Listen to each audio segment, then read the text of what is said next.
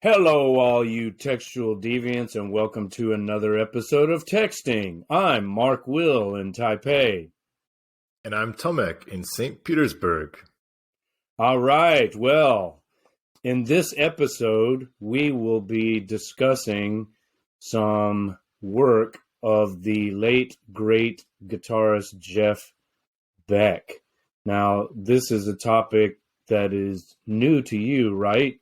You didn't know much about Jeff Beck before. Yeah, just a very, very vague name recognition and association with rock music.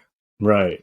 Okay, well, I look forward to hearing what you learned about his music and what your impressions of him as a musician and a person and whatever are. But let me give a little bit of background on Jeff Beck. Mr. Jeffrey Arnold Beck. And that's Jeffrey like Geoffrey Chaucer with the Geoffrey, right? Okay. But he shortened it to Jeff because he's a modern 20th century man, I guess. Although I did know a Geoff in Korea, Mr. Jeff Nostrand, the owner and operator of Black Swan Audio, also in music. But anyway, Mr. Jeffrey Arnold Beck is the man we're considering today. He was born June 24th, 1944 in Wallington, Surrey. And I am not sure where that is. Maybe you... It's close to London. It's like a extended suburb. Oh, okay. I thought it was out in the sticks. So it's like a suburb of London. Yeah, well, it is kind of country, but it's still in relation to London, you know? Okay. It's where rich people live who then commute to London. Oh, But Jeff Beck was not necessarily well-to-do. Seems like he grew up pretty poor. Yeah, not exclusively those kind of people, but some people, I would say, live in Surrey who fit that label, as well as all the working class people there. Okay. Well, I think he was a member of the latter group, although it sounds like he got a lot of support from his parents, especially his mother, who was into music, a pianist, and maybe helped him get his first guitar.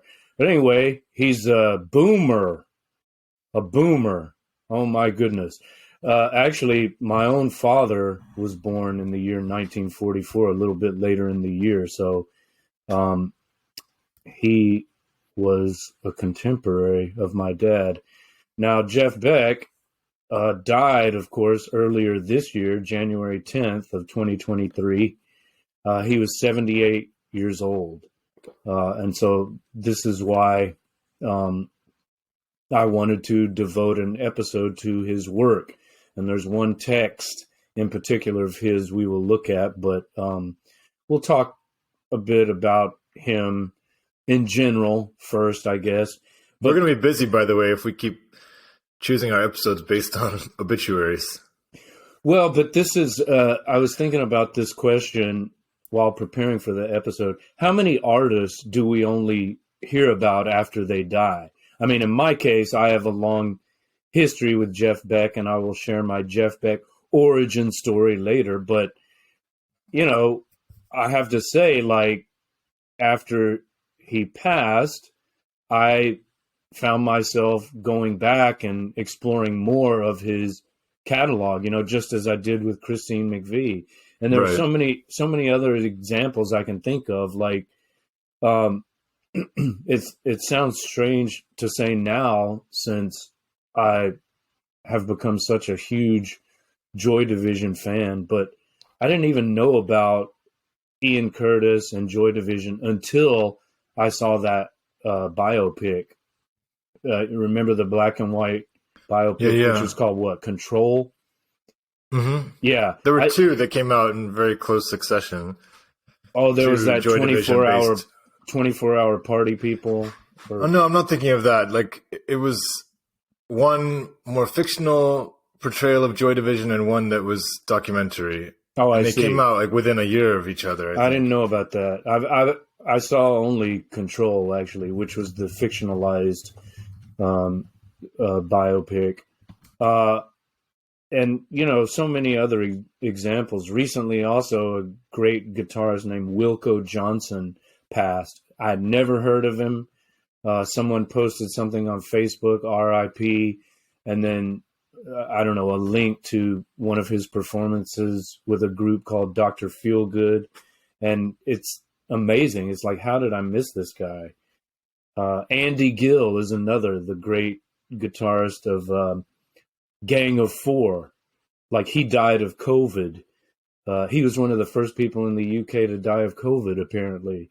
And I saw an interview with Jazz Coleman of Killing Joke, and he mentioned him, and he said he was his friend. And then I just started listening to their music. It's like Gang of Four's first album is incredible. Like, how did I not know this? It's on, like, those Rolling Stone top 500 albums of all time, but we can't listen to everything on the list, right? So I had heard of it, but never really explored it until someone died. Why is that? We just don't have enough time and bandwidth, I guess. The best thing to do is just to fake your own death, like Tupac and Biggie. So you still get the praise, but you get to chill and max out in the Caribbean. There you go. And Kurt Cobain, too, and Jim Morrison. They're all still alive. Absolutely. Private parties on the Epstein Island. But I remember that. I remember clearly when Kurt Cobain died, and it's like almost immediately this media cult grew up around him. Like, okay, they had some popularity before, but there's something about his death that elevates him or sanctifies him, There's the time it happens, right? If it happens in their youth, then it's a much higher chance that you'll get that kind of martyr cult status than if you die at a ripe old age of 78 like Jeff Beck. Yeah, there's that too. Although John Lennon was 40 when he was gunned down, and he became a kind of secular saint. Sure, but didn't necessarily elevate his fame to the same degree. He was already huge, right? But I mean, if we talk about sure, but now, after he was murdered like that, a kind of sanctity grew up around him that wasn't there. Like when his last album came out, Double Fantasy, the album he did with Yoko, it wasn't, critics were dismissive. They're like, what is this piece of shit? He let his wife sing. But then after he's killed, it shoots to the top of the charts and everyone says, oh, that was his best work in years, Right. So it's interesting. I mean, I just noticed that it's especially true of like musical artists. There's so many of them maybe that until we focus on them for some reason, like death, we miss a lot. Sure. Okay.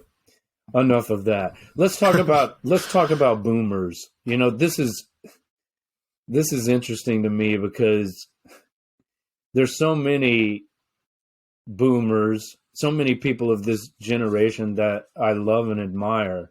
And then there's like another aspect of boomers that I strongly dislike. It's like, oh, that's the generation that enjoyed all the fruits of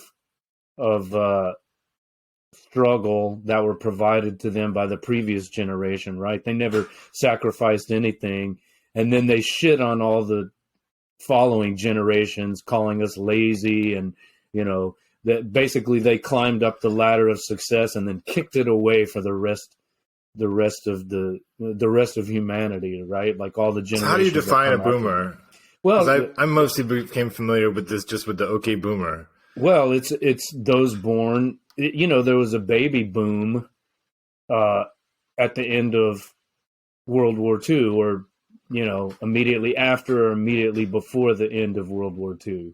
That's what it is, right? Like after the war was over, all the men returned from the front, and they were so relieved to to be done to be able fighting, to relieve themselves. that they impregnated the girls back home. Okay, but can you give like a rough span, like a year's, year this to this? Well, birth years. I guess I would say 1940 to, I don't know. I don't know if it would go as far as 1950. Okay, because it's just funny that, I almost associate myself as a boomer. And so when you said like them, I was like, what, you're not a boomer? And I'm not saying that like in a dick way, but I think I get called a boomer by my students, Really? So, yeah, for sure. You're not, though. I mean, okay, well, I'm just saying that's why I'm a bit confused about the word, because the way the okay boomer thing like extends to anyone, I think, who's past their like cool age. Don't trust anyone over 30, as they said back in the day. Actually, the boomers said that, and then they became what they, claim to despise in some cases. But I mean, of course, this is partly in jest, because so many boomers, especially in the rock world, are like my heroes, my idols. But then when I think, oh yeah, these guys are like contemporaneous with my father, who's not a rocker at all. He's like the antithesis of that, So it's interesting when you think, I don't know, like the boomer generation to me is kind of split into the heroes and the villains. I mean, is this like the hippie generation? There's some overlap. Sure, yeah. Okay, so but a lot of those hippies became yuppies. It's like they stopped protesting the war, and then they made their compromises with the man and the system. Right. Anyway, that's just as we have done. No. Yeah, of course. But, in some way. In terms of generational, there's not a lot of value in I don't know, generational. Yeah, generational classification. You can recognize some characteristics, but to over-identify with that, I think, is ludicrous. But agreed. In terms of those classifications, I think I'm what's called Generation X. And now we're, I don't know, Generation Z. We have millennials. We have Zoomers, whatever they are. But I just, there are a lot of people from that generation, from that boomer generation, that in particular shit on millennials in a way that I find offensive. It's like, oh, these millennials, they live in their parents' basements. They're lazy. They don't want to work. It's like, look at the world you left them, and you can blame them for that. I mean, I'm sensitive to this because my kids are basically millennials, and I'm not going to shit on them. I think they're our hope for the future. And it seems like statistics would say otherwise anyway. Like, I'm pretty sure that Americans work insane hours these days, and then they work 2 jobs oftentimes, and they can't afford to think about buying a house. So it's a challenging time. I pity them. Yeah, I pity. They have pity all the fool. They have all my love and support, but the Fox News crowd or MSNBC, CNN crowd, is there really much difference? They're 2 sides of the same coin. They seem to have this contempt that I find offensive. All right, we're getting off topic here, but Jeff Beck, we see you, bro. Yeah, you're one of the good boomers, Jeff. You were. All right, so also, in addition to being a boomer, he was what Miles Davis would call a motherfucker. I mean, he's a true virtuoso on his chosen instrument, the guitar, of course. He's one of the original guitar heroes. And he's been... Do you want to explain what you mean by that term? Absolutely.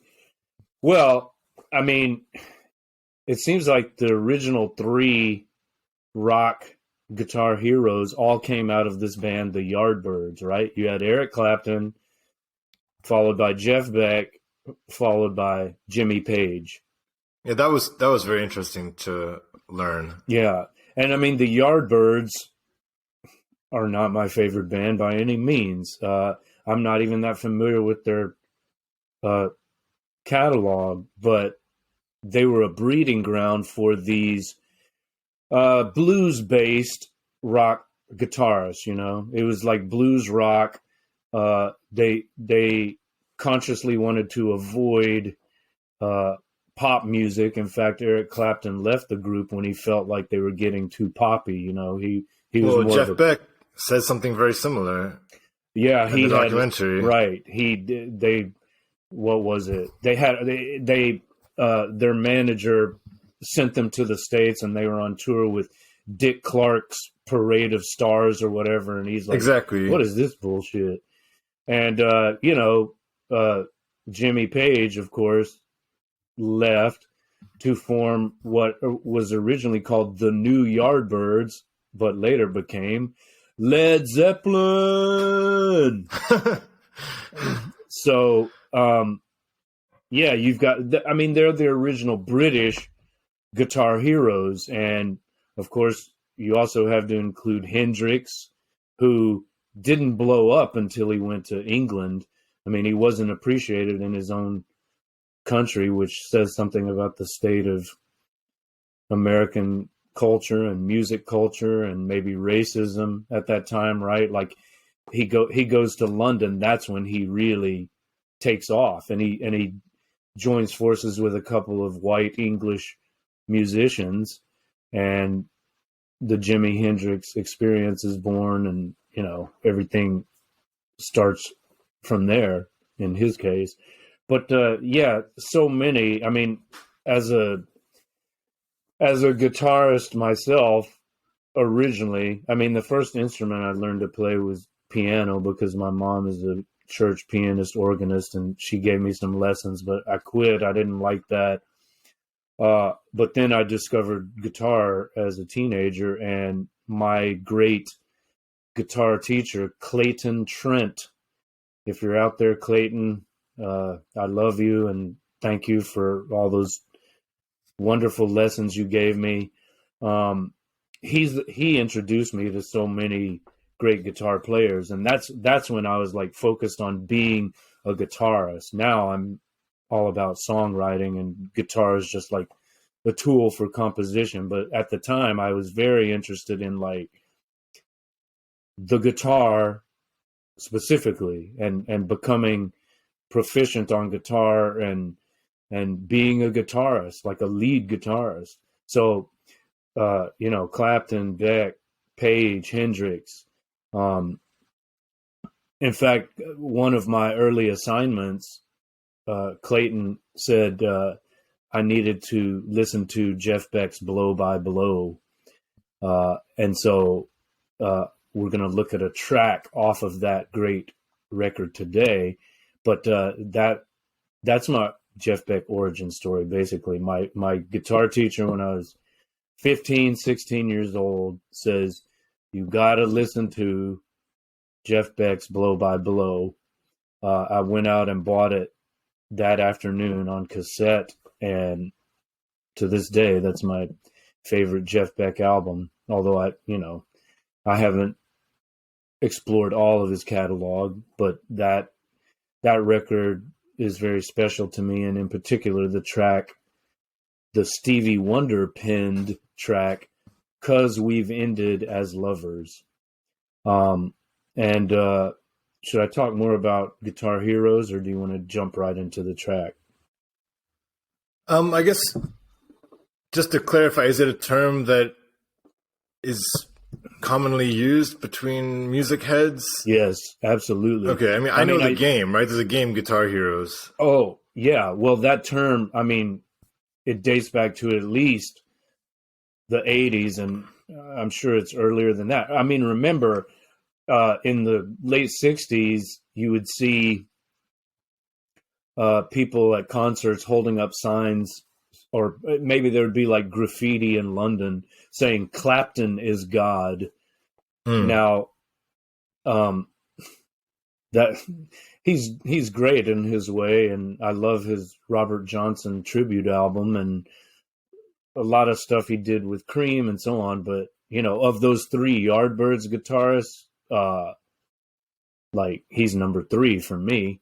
Great as he is, like I prefer Beck, and I'd probably have to say Page is my favorite because he just seems more, not more technically proficient, but he's more song oriented, And It was pretty interesting eclectic. in the documentary how Clapton says when he first went to watch Page performing with some other early blues group or rock group, he was humbled and thought he should retire. Yeah.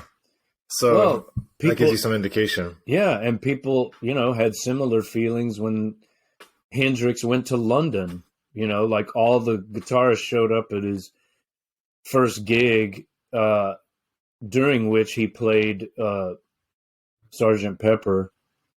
I think he called McCartney in advance and asked if he could play it, and Paul said, "Yeah, go ahead." And he just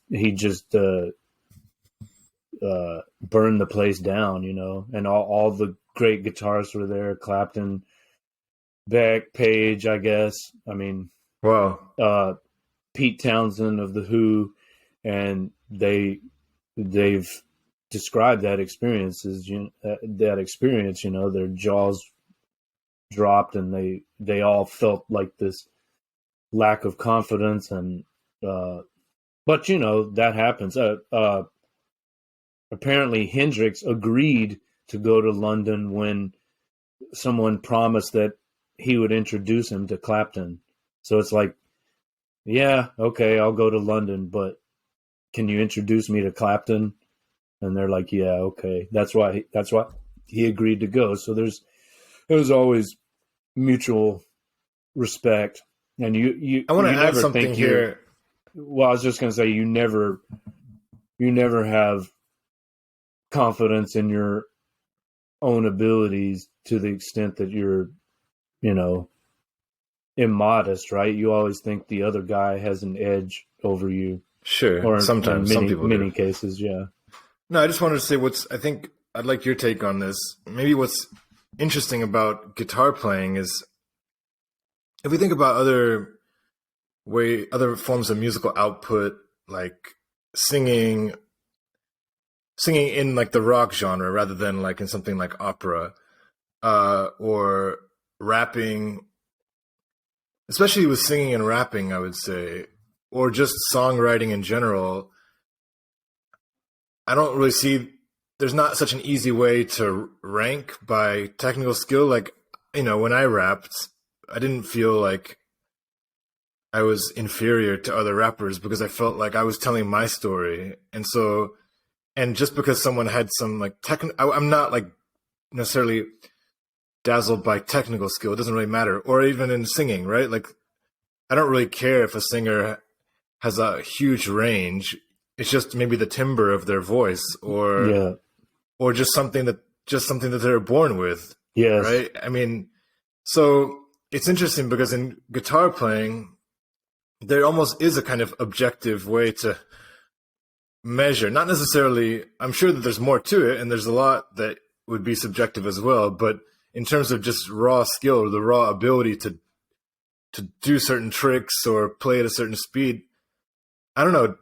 How do you think those different categories compare? Well, I think this is what began my disenchantment with becoming a guitar hero myself and focusing on guitar. It's like at a certain point, it's almost like an athleticism, which is contrary to the spirit of music and creative expression. Like the most technically gifted guy, like the guy, I don't know, take someone like Steve Vai or Joe Satriani, like they can do unbelievable things, but do they move you in the same way that, I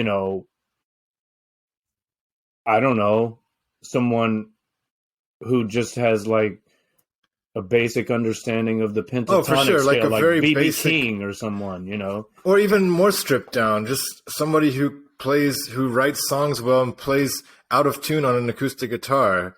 That could be more moving. Absolutely. Like, I don't know, I'm thinking of like Elliott Smith. I don't know what his guitar skills were, but he can write a song, and that's, or even like, you know, people will quote like Eminem's Rap God, be like, this is the fastest rap song ever recorded. I don't give a fuck. Like, exactly. That's lame, you know? Yeah, that's not interesting. Yes. So that's why I also kind of like, I'm a bit even skeptical of this. Like, I'm not though, actually. What I want to say is, I think that's natural, but with guitar, my point is there is something to be said for Jeff Beck's level of technical prowess, because like when you listen to the song that we're looking at, because we've ended as lovers, the kind of shit that he can do clearly requires insane technical skill, right? And it sounds great too. So I guess I'm just saying, there's obviously a pairing between skill and there's a balance, right? Like all the technical skills in the world won't necessarily mean that you can move someone, right? It's like, what are you doing with those skills to communicate? And you know, okay, he's definitely a master, but not just because he can play 1,000,000 miles an hour, right? And you know, do the tapping technique that was made, you know, more famous by Eddie Van Halen, I guess.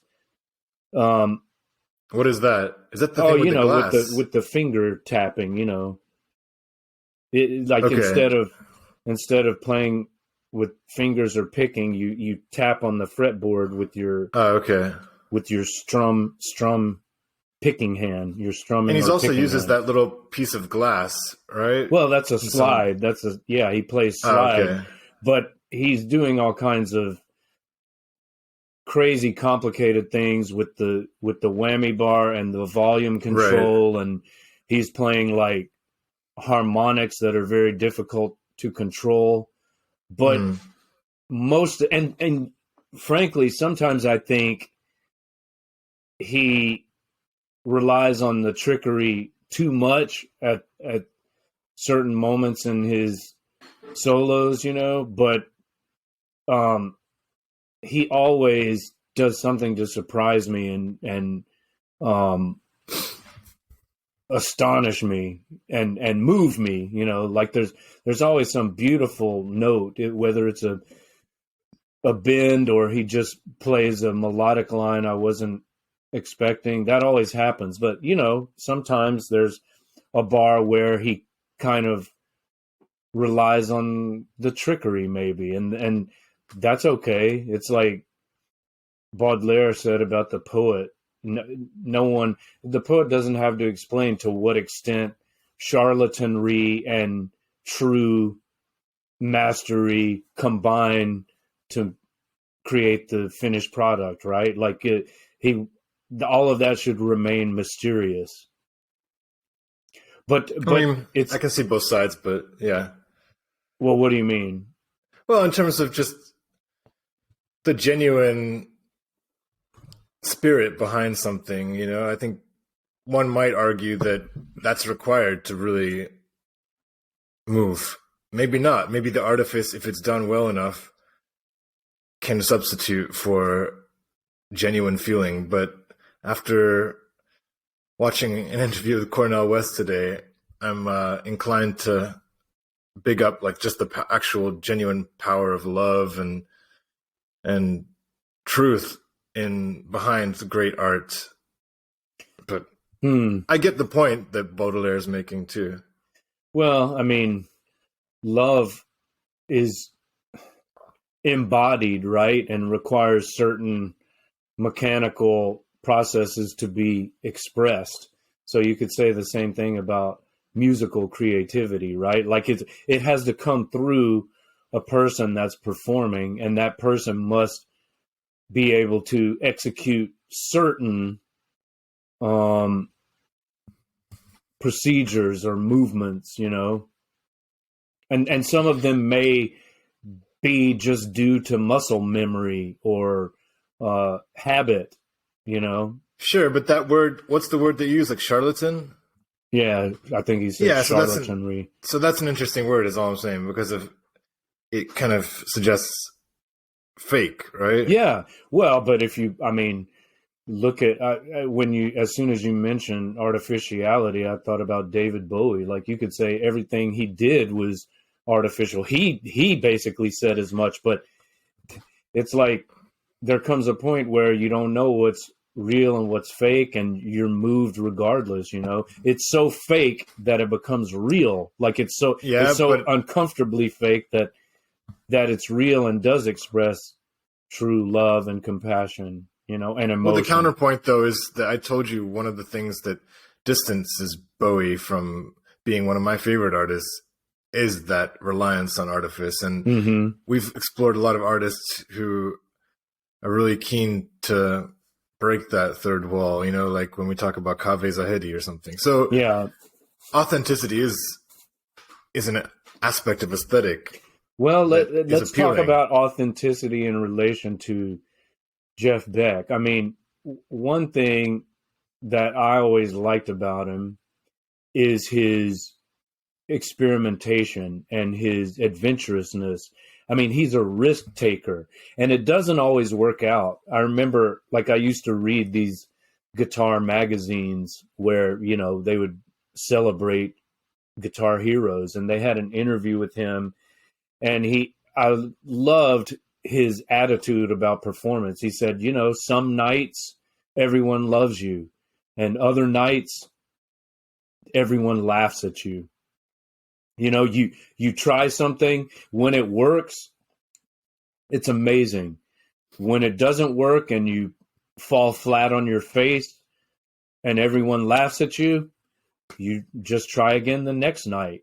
And I thought, you know, that just reading that interview and, you know, knowing that he said that and that this was his approach made me admire him so much more. It's like, I'm not going to appreciate or enjoy everything he does. Like, not everything is going to resonate with me, and that's okay.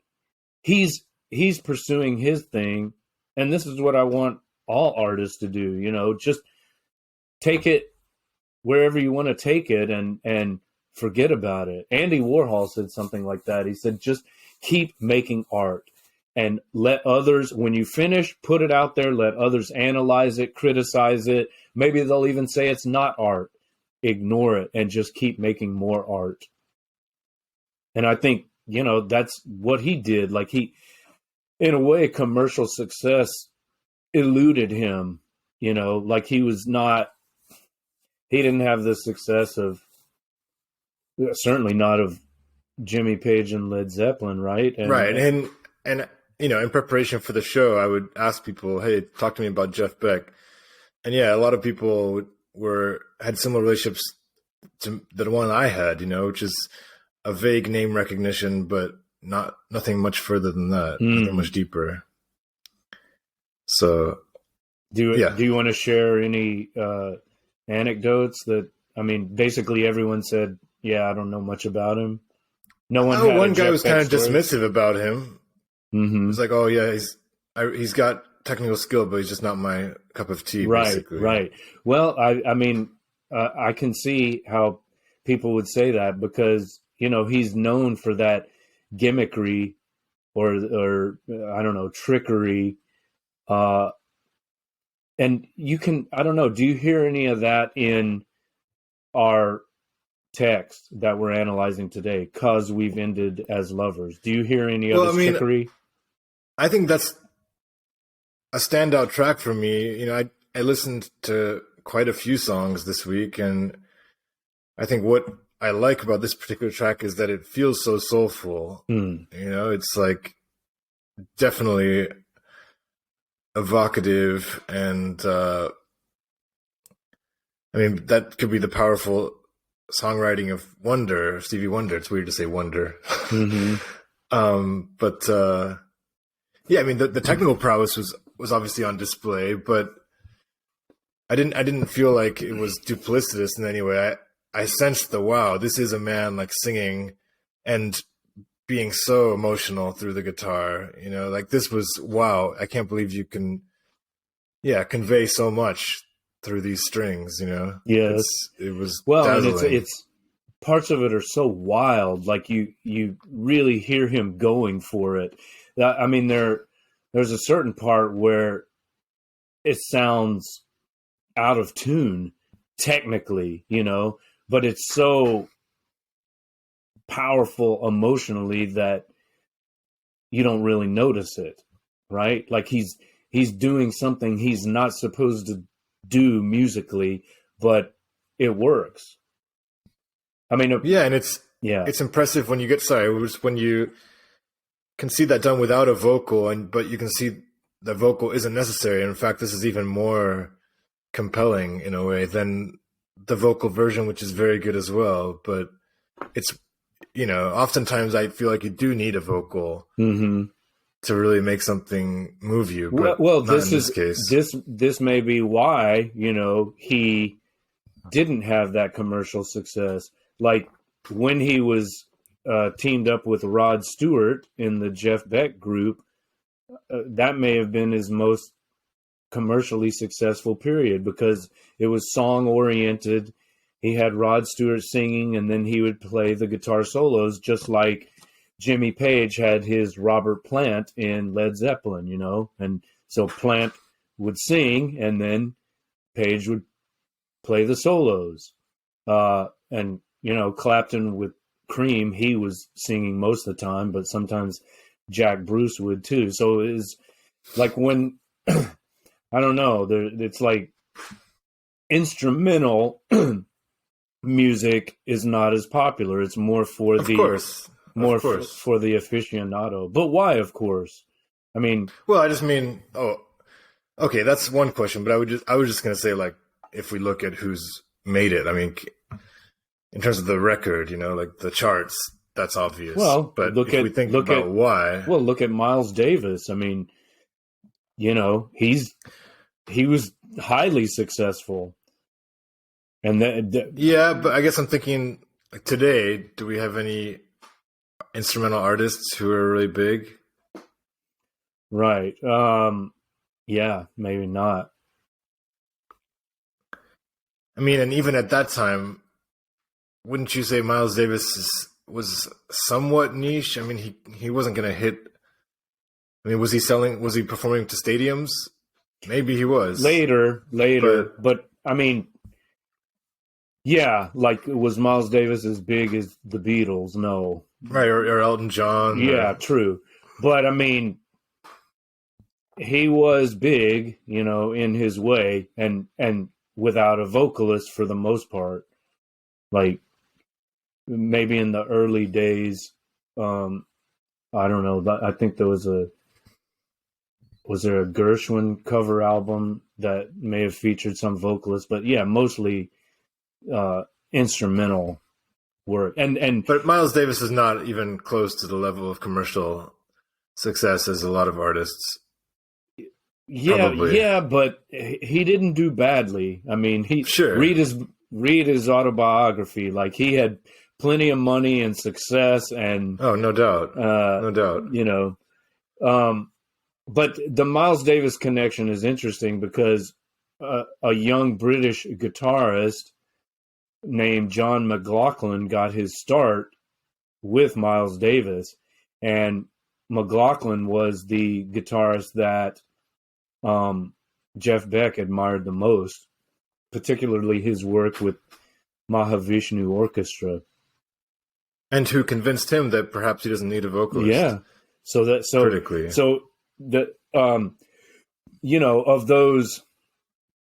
Of all the guitar heroes we've been discussing, and there are more on my list. Stevie Ray Vaughan, Adrian Belew. What about John Frusciante? Remember our little Korea experience with that? Yeah, that's right. Yeah, and I've seen interviews with him talking about the influence of Beck and especially Hendrix. Yeah. I watched one today. Cool. He's talking about how he discovered the music of, I guess it was Jeff Beck group, around the time he discovered Hendrix, and Nice. he studied them and tried to figure out how on earth are they creating these sounds with the guitar. Like, I know how to play guitar, but I can't do that. How do they do it? But, you know, that's how they all learn. Like, Page and Beck talk about listening to records from America and trying to emulate what they hear on those records. And they all did that. You know, all those guys started out that way, and then they all took it in different directions, which is such a beautiful thing. You know, like you give people the same set of data to start with, to learn from, and then they just explore different aspects of it and expand on it and create new, completely unexpected, beautiful things. Yeah, I guess the question would be then about that canon that is created, whether it's, you know, we see how much the English literature canon is challenged these days. So I wonder, how deserved do you feel like these canonized guitar heroes are? I mean, I'm sure they're all incredible guitarists, but as we discover more music, as we have access to more music, perhaps, you know, either that canon can be challenged or changed or more inclusive. Yeah, well, I mean, I mentioned that Eric Clapton, Robert Johnson tribute album. You know, like, he'd be the first to tell you that his whole career, he wouldn't have had a career had he not discovered the music of this obscure black Mississippi-born, I don't know if he was born in Mississippi, I think he was, blues acoustic. I mean, this is like before electric guitars.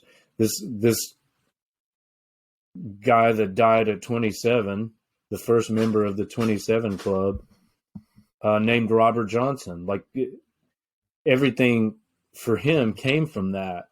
So, like, Robert Johnson died penniless and unknown. It was like posthumous fame that was his reward, right? And then look at Clapton with his, you know, $1 million cocaine habit and all the drama of his life and being a rock star and so on, stealing George Harrison's wife, and on and on. That none of that would have been possible without that forerunner who never enjoyed worldly success. Right. So there's. Can I ask you a separate question? Mm-hmm. Do you want to, since you mentioned Robert Johnson's acoustic guitar, you know, I did chat with a colleague of mine, Aiden, who is proficient acoustic player, but he gave me a very surface description of the guitar being used. So it's like a Fender Strat, right? It's a Fender Strat with these kind of like two white horns and like very reliant on the whammy bar. Do you want to talk at all about the guitar that Jeff Beck, yeah, well, you know, popularized, or popularized is the wrong word. I mean, in the beginning, I think he was using a Les Paul, which is a standard heavy blues rock guitar. Jimmy Page used one. Slash of Guns N' Roses used a Les Paul and still does. And Slash himself is a motherfucker too. I saw him with Guns N' Roses here in Taiwan, and I'm not even a huge Guns N' Roses fan, but that was a great show, you know. And he is. I'm partial to Slash because he's collaborated with Michael Jackson quite a bit. Okay, So. yeah, he's outstanding. And as you know from the documentary that you sent to me, he loves Beck too, right? He's a huge Jeff Beck fan. Oh yeah, but yeah. Can I add my tiny little Slash quote since you've mentioned that? Yeah. This is from the movie, but I just like the way he phrased it. Slash says, "I told him that he was the Pablo Picasso of electric guitar." And he said, "I would think I was more the Jackson Pollock." That's so great. I don't know. Yeah. I don't know what exactly he meant by that, though, except maybe that he was like more underground in some way. or less, or he was even a public figure. I don't know, like at least Picasso, you can see his connection to, the painters that came before him. He was at least representing some form of pictorial reality, I guess, whereas Pollock is just completely revolutionary and maybe more underground as well, like not as popular and successful. I think I know what he means, but that is an interesting quote. If it's whether or not he really said it, I think it fits. But all right, go on. Yeah, so the Les Paul, he used that, I think, in the early days, and I've seen him use a Fender Telecaster too. But he used that with the Yardbirds and later. But in later years, I think he exclusively used a Fender Stratocaster. And this is a very standard rock guitar. Stevie Ray Vaughan used a Stratocaster. Hendrix used a Stratocaster. Like, it has a very distinct. What can you tell me about this? Someone outside of the guitar world, like Fender Strat. So this is the brand and model, right? When you say yes. Well, Fender Stratocaster. Fender is a guitar company, I think, founded by Leo Fender, if I remember correctly. He made guitars, and the Stratocaster and the Telecaster are probably the two, most popular models. I mean, do they come in a range of prices? Or are they all like, is there like one and then you just buy that one? They're different kinds, and they're different years that they're made, and they're knockoffs. Like I had, as a teen, I had a Japanese made Strat, which would never stay in tune. But I like the sound of it, probably because I was probably influenced by Hendrix to get that. At that time I was a Hendrix fanatic. I mean, but it was an imitation, yeah. Way. Well, I think it was a Fender factory set up in Japan, so it's a little bit cheaper. It wasn't like a fake. So it's like a Guinness that isn't produced in Ireland. I think so. I think it was like but made by Guinness. I think it was like that. But it's got like a deep. How can I describe it? It's got a deep, rich, vintage tone to it, whereas the Telecaster is more. To me, it's more trebly, but a lot of that can depend on your settings. But it's like Telecaster is often used by country pickers, like it's like a sharper, more biting sound. I mean, Keith Richards of the Stones would use a Telecaster. I guess he still does, and it would seem to have, like, the lead parts would seem to cut through the mix. It's like sharper, more biting, which, depending on the song, can be exactly what you want or not. But a Strat, you could also approximate that sound with a Stratocaster, but most of the time it has a deeper, richer, fuller tone, I guess you could say. I mean, I don't know. Do you have a good idea of what Hendrix guitar sounds like? Medium. Okay. Well, I mean, that's, he's definitely one of the great Strat players. That's the guitar that he loved best. But in later years, that was Beck's guitar of choice too. But the interesting thing, apart from what he does with the whammy bar, is the fingers. You know, like he played with a pick early in his career, but towards the end, it was all fingers. You know, which is for me difficult to do. Even as a bass player, I always use a pick. I feel like I have more control with a pick, and that's, you know, purists would scoff at me, but I accept that. I know my limitations. I'm a punk and a hack, and I just live with that. I do what I want to do with my instrument of choice, but you know, there are limitations with that. Well, you're too. Also a writer, so you don't have 10 hours a day for playing the guitar. Well, but and that's my thing, right? Like you mentioned vocalists that are not like technically virtuosos. You know, the best example I can think of would be Bob Dylan, right? Or Neil Young or somebody.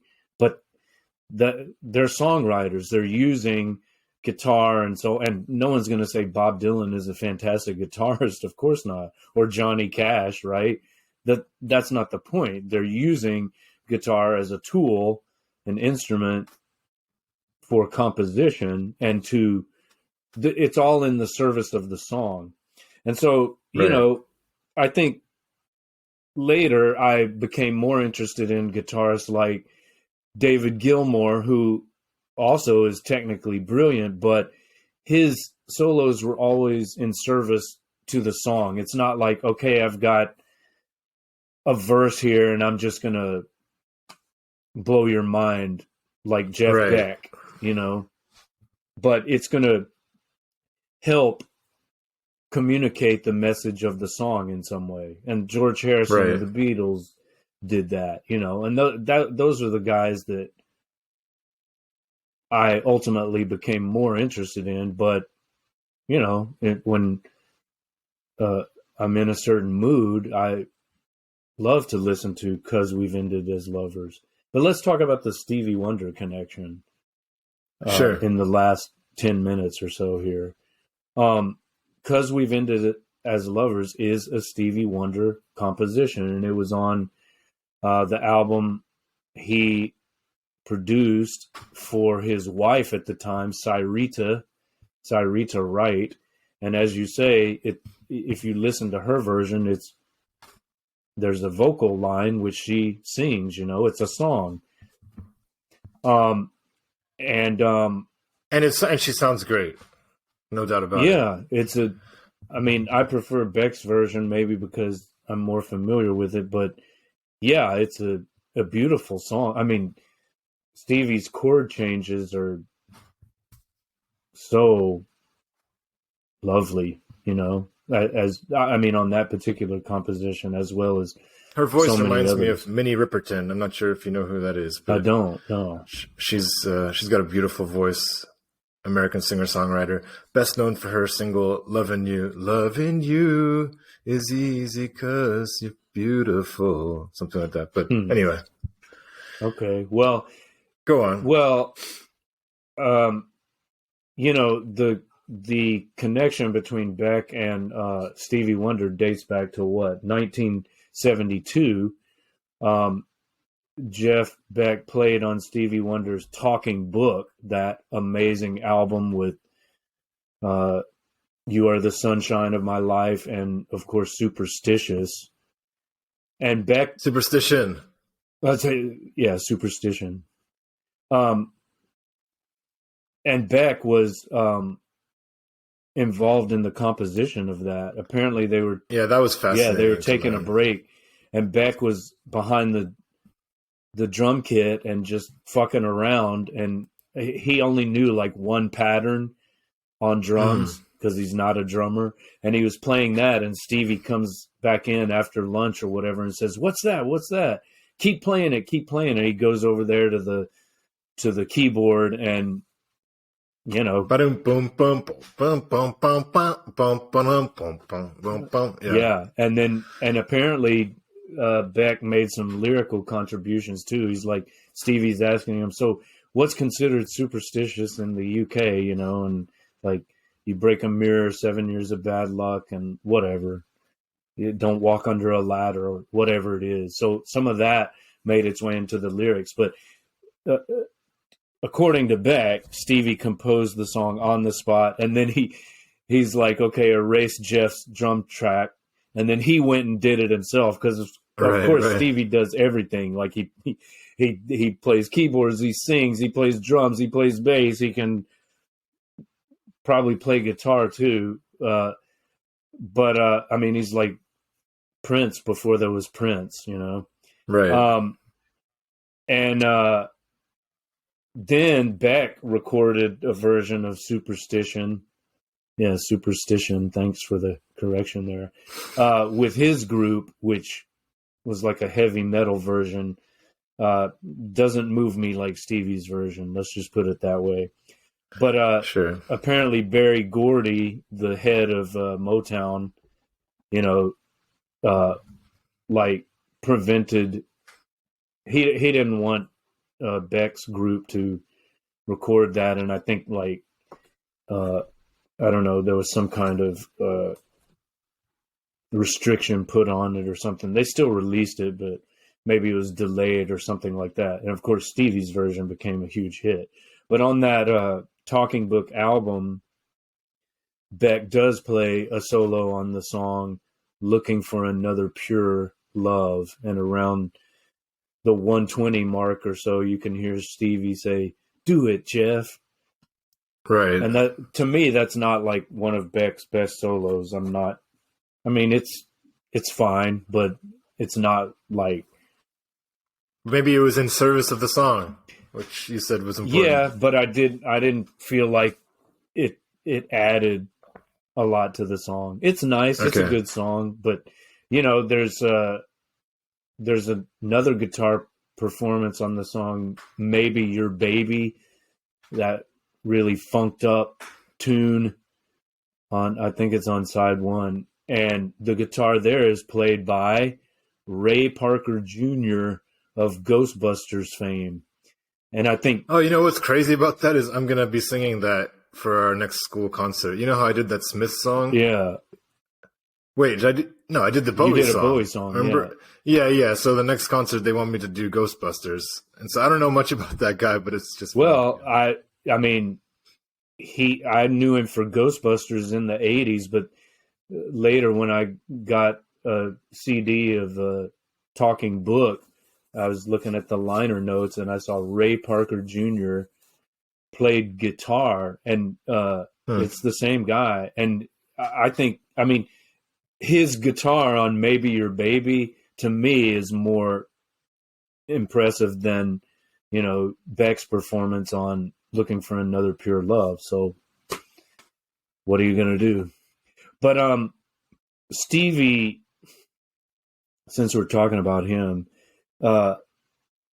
it's interesting to think about all of the rock artists that have covered Stevie songs and made, you know, something fantastic out of them. 'Cause We've Ended as Lovers by Jeff Beck. You mentioned Frusciante. The Red Hot Chili Peppers, of course, covered Higher Ground. Remember that? Yeah. Mm-hmm. And hadn't thought about that. Yeah. And Stevie Ray Vaughan covered Superstition, and that's a fantastic version. And then the Stones covered a rather obscure song called, I think it's called I Don't Know Why I Love You. And the Stevie version is nice, but the Stones song has this really incredible slide guitar part. I don't know if it's played by Brian Jones or Keith Richards, but it's great. So, and of course, Stevie Wonder toured with the Stones in the 70s.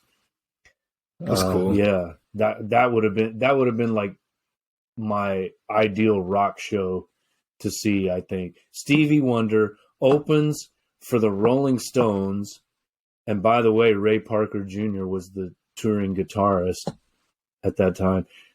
Nice. Later who later went on to sing Ghostbusters. Okay, Stevie Wonder opens for the Stones, then stays on stage and plays keyboards with them during their show. Can you imagine? I mean, that's crazy.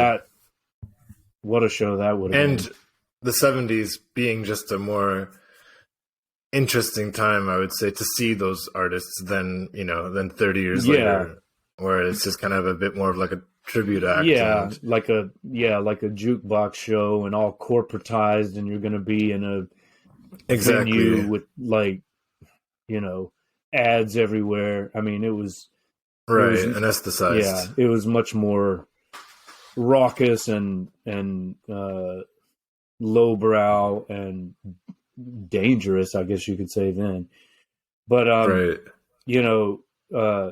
speaking of collaborations, what did I want to say?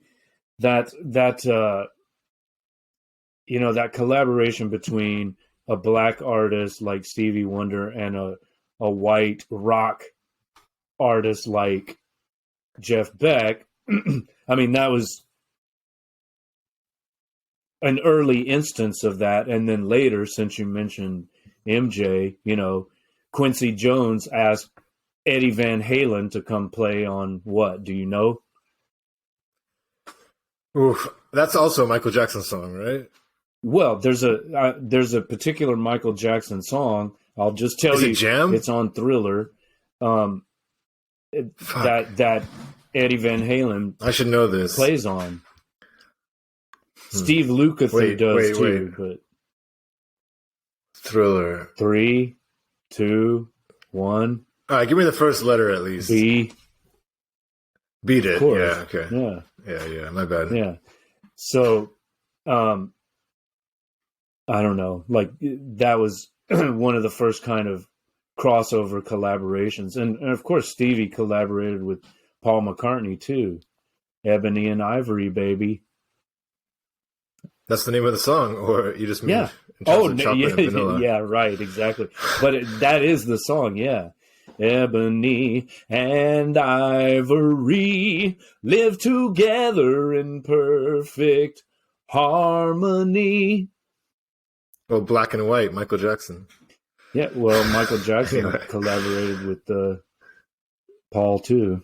Oh, yeah, he did. I was just thinking about the Ebony and Ivory thing. Yeah, it's kind of funny. Okay, well, what do we... Can we use that actually as a transition to just mention that I've decided, as we were recording this show, they say you should write what you know, and I've been pushing Michael Jackson aside, while always knowing that I wanted to do a show about him. And I know I mentioned possibly doing something about Buddha of Suburbia, Harif Qureshi, but we're gonna do Michael Jackson, a Michael Jackson album, if that's okay with you. Yeah, which one? I'm gonna pick something of a B-side. You can't really say B-sides of Michael Jackson just because of his level of popularity, but we're gonna do the History album, Disc 2. So Disc 1 is just the greatest hits album. It came out in 1995. And Disc 2, most famous songs on that album are like Scream, You Are Not Alone. But it's just my favorite album in many ways. And They Don't Really Care About Us, is that on there? They Don't Care About Us is on there. Yep. Good. I like that track. Stranger in Moscow. Oh, okay. The Russian Connection. All right. Well, before we wrap up, but yeah, I don't mean to. We can give Jeff Beck a little more love. I think unless you've got something else you want to add, I think we're done. We've offered a nice tribute to him, but I do want to point out, since we were talking about collaborations, it's not well known, but in 1973, Jeff Beck appeared briefly with David Bowie. He came on stage and jammed with Bowie and his excellent guitarist Mick Ronson. I think when they were playing London, but it must have been what would it have been, the Diamond Dogs tour? Or no, that's not right. Aladdin Sane maybe. He came out and played Genie and maybe another song or two. That's on YouTube. Interesting to see. Okay, I guess I can throw in just a couple other things that I found interesting from the just trivia, I guess, to some extent. Trivia is great. We love trivia. Well, one is the appearance that Beck makes in Blow Up. Yes, of course. Tell us about he that. Smashes the guitar. And no, you should tell us more. I'll just say that Blow Up will always have sentimental value for me now because I watched it with my wife the night that I proposed to her. It happened to be playing in this like artsy cinema in Tolstoy's hometown. So it's like I'm trying to remember what the name of this. I should know this. Yasnaya Polyana is the name of this like small family estate, and it's only got one street. This little town, but it happens to have this art cinema. I think because it's just kind of now it's like an art town. Yeah. So it's a good place to have a festival. So we watched Blow Up that night, and it was cool. You proposed before or after the show? After, like directly after. Wow. Yeah, I mean it was planned. I mean, in my head, But the movie didn't inspire you to. Right. Did you have a ring? But, yeah, I had a ring. Wow, I didn't know this story. That's lovely and romantic. Under the stars. Yeah. Did she hesitate or did she? No, we already knew that it was happening for. That's great. Yeah, man. so it was just a matter of when it was going to happen. Oh, that makes me happy. But yeah, so Blow Up has this kind of. I think you'll describe it better, but it has this one kind of interesting scene where there's a rock performance. And can you take it from there? Well, it's the Yardbirds with Jimmy Page and Jeff Beck. They were in the band together for a brief period. And, Antonioni, the filmmaker, wanted a British rock band. And I don't know how it happened, but he hired the Yardbirds, who were, popular at that time. I guess the Beatles were not available, or the Stones weren't available. But no, I wanted to say that two groups, like the Who, I think, turned him down. Oh, okay. And then there was one other American band. I think it was the Andy Warhol band. Velvet Underground? I think, and they couldn't get work permits. So then they went. So like the Yardbirds were the third choice. I didn't know that. I'll look all that up, but I did hear this. That's interesting. Yeah, well, I mean, in the scene, Beck is having trouble with his amp, and he gets frustrated, and then he, not very convincingly, destroys his guitar. Like, if you want to see guitar destruction, look at some old videos of Pete Townsend and the Who. And actually, that's probably what they wanted. They wanted Pete Townsend to destroy his guitar, and so you're telling me now they refused him, so they had Jeff Beck do his Pete Townsend, and it's like... Yeah, and he told him, do it in the vein of Pete Townsend. Oh, he did. Apparently. Well, I think that, that's not his strong suit, He seemed like almost concerned for the guitar. It's like, God, I love this guitar. I don't want to, like, destroy it. So, I don't even know if I've seen that entire movie, but I know it's based on a Julio Cortázar short story, which is interesting because those Latin American writers, Borges as well, were very popular in London in the swinging 60s. That's another. Have you seen the scene intertextual in the movie? Connection. Yeah. What about it? It's funny how it's the guy who finally recovers the. What do you call this part of the guitar? Neck? Yeah, the neck. He recovers it. Like he fights off 50 other or 100 other screaming fans, and then he gets outside. He looks at it and he just tosses it. It's just, it's so great. Blow Up. Yeah, that is a great textual connection to Beck. Okay, and then the other thing I wanted to mention from the documentary was it was pretty funny just how the Jeff Beck group were originally one of the headliners for Woodstock. and then they pull out 2 weeks before because Beck has just, I don't know, become dejected with the output of the band. He didn't feel like they were up to it. And I just wonder why, if that was really true, if that were just his own kind of mercurial temperament. And then I think they asked somebody else about it. Maybe it was even Rod Stewart. Yeah, they asked Rod.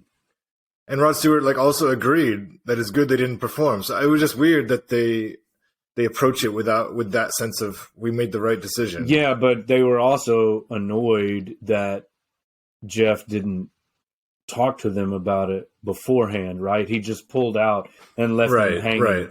And of course, in that band on bass was Ronnie Wood, who later joined the Rolling Stones, you know. But what did you think about that? Yeah, but it was the right decision kind of reaction. I don't know. They were maybe concerned about sound quality, and it got kind of some weird things happened at Woodstock. Like the Who played there, and Pete Townsend smacked Abby Hoffman in the head with his guitar, because like Abby Hoffman jumped on stage and was making a political statement like, yeah, man, we got to stop this war or whatever. And Pete Townsend didn't know who he was. So he smacked him in the head with a fucking guitar. Like, I just got an interesting view of your microphone there. My bad. I was just refilling my tea. Yeah. So I don't know. I guess they felt like it wouldn't have been, the sound quality wouldn't have been good, or they didn't like the scene, or they said something like they didn't want that to be like, they didn't want a document of the band to like freeze them in time. I don't know. I didn't understand what their objection was. Like it couldn't have been that bad for them to go there, right? But apparently Beck was also asked to play at Woodstock 1999, and he pulled out of that too, like last minute. All right, one more trivia. Yeah, man, keep going. All right, just they mentioned how the Jeff Beck. I'll read a tiny bit. The Jeff Beck group made their American debut in 1968, opening for the Grateful Dead at the Fillmore East. That performance earned them a career-making review from Robert Shelton of the New York Times. I just really liked Shelton's language here, so I thought it was just worth reading out a tiny bit. He wrote, "The group's principal format is the interaction of Mr. Beck's wild and visionary guitar against the hoarse and insistent shouting of Rod Stewart. Their dialogues were lean and laconic, the verbal ping-pong of a musical pinter play. The climaxes were primal, bringing the big beat of the English rock school forward with whimsy and invention and modernist games thrown in." Yeah, that's great. And look at the intertextuality here. Harold Pinter, man. I knew you would like that. That's call back to season 1. I wonder how many of his readers, like, you know, consumers of rock journalism, I wonder how many were like, oh, yes, of course, Harold Pinter. I get that reference. I understand that allusion. Well, what I also think is interesting is just the musical landscape of the time, that such a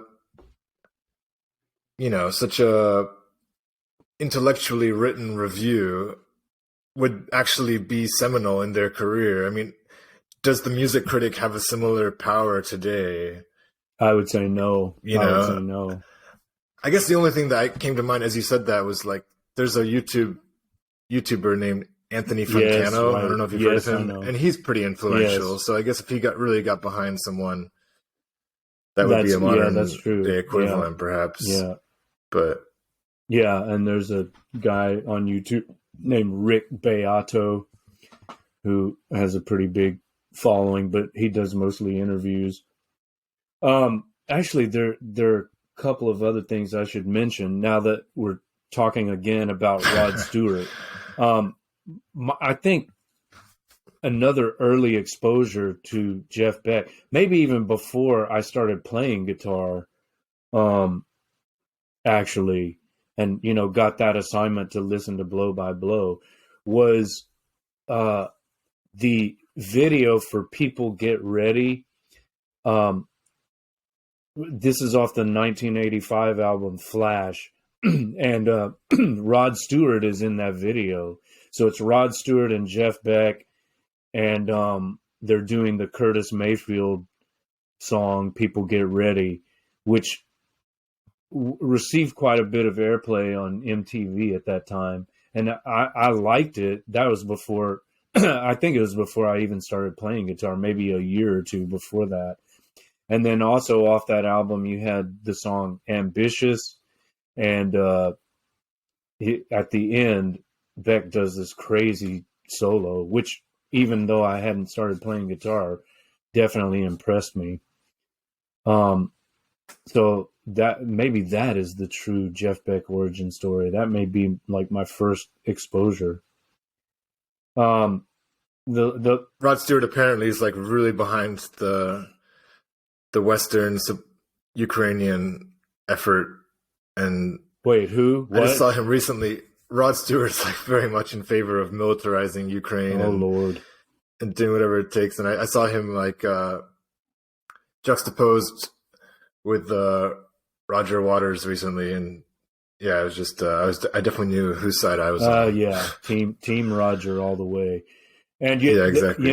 There's another interesting connection there, because apparently before David Gilmour replaced Syd Barrett in Pink Floyd, the band was talking about trying to get Jeff Beck. Can you imagine if he joined Pink Floyd instead of Gilmour?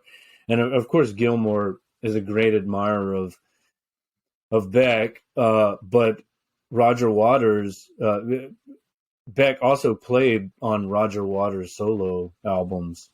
So and I guess he played at like a tribute. He played at some tribute concert for Pink Floyd, and I think David Gilmour was just like astounded by how well he was able to. Oh, he did. I didn't see that. Yeah. That's interesting. Yeah. Well, the last thing I'll mention is hot rods, which were a big part of his life. I was wondering if you're going to bring that up. See, I'm not interested in cars at all. So neither am I. So it's just kind of funny that a lot of these, especially these British guys, have these fascinations with cars. I think George Harrison did too. And, John Lennon had his fair share of cars. Yeah, but he didn't drive. Sure. He always had a chauffeur because he couldn't drive, apparently. Okay. But yeah, that's not a passion that I share, but I think it's interesting how he did his music, and that was his work, which he loved, and then he would go home and work on cars, and just relax. It's kind of like Daniel Day-Lewis, the great actor, right? He does an amazing performance. He's how he's legendary for staying in character the whole time he's working, right? And, okay. Well, you know who I'm talking about, right? Daniel Day-Lewis. Yeah. But then he quit making movies and learned he became a cobbler. Like, he learned how to make shoes. So no, it definitely seems like it's the thing that kind of kept him grounded. And that's attractive about Beck's life, is that, yeah, it didn't seem like, he was super concerned. Yeah, he wasn't particularly concerned with being a rock star, with being on the celebrity circuit, and that he was repeatedly returning to just this kind of Zen activity of putting together engines and whatever. So from that regard, I was sympathetic to that hobby. Yeah, right. Not one I would pick myself, but, I fully support his obsession in that sense, Yeah, I mean, you started doing the collages. It's like, that's your version. Right. So Zen activity, Zen and the art of motorcycle maintenance. Yeah, that's it. All right. Well, I'm sure there's more, but this is probably a good time to end it. Jeff Beck, thank you for the music, as Abba would say. And Michael Jackson coming next. There's so much to talk about with Michael. Oh, yes. You know there's going to be, that will be a controversial topic, but I look forward to discussing that and hearing your take on it. History Disc 2. History Disc 2. Stay tuned, and goodbye, everyone. Peace.